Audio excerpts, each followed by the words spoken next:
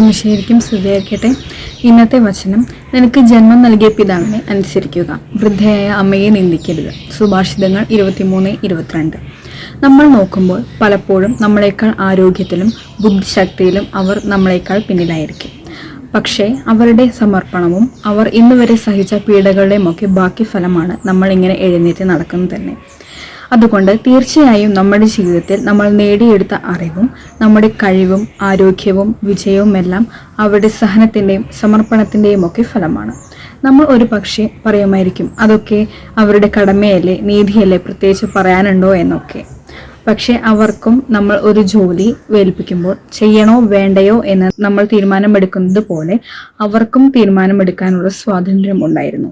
അവർ ആ സ്വാതന്ത്ര്യത്തിൽ ദയയും കരുണയും ക്ഷമയും സഹനശക്തിയും ഒക്കെ കാണിച്ചത് കൊണ്ടാണ് നമ്മൾ ഇന്നുള്ളത്. അതുകൊണ്ട് നമ്മുടെ സ്വാതന്ത്ര്യം മാത്രം പറഞ്ഞിട്ട് നമ്മുടെ മാതാപിതാക്കളെ ഒരിക്കലും അനുസരിക്കാതിരിക്കാൻ പാടില്ല. തീർച്ചയായും നമ്മൾ അവരെ ബഹുമാനിക്കുക തന്നെ വേണം. അതിനായി നമുക്ക് പരിശ്രമിക്കാം. ആമേൻ.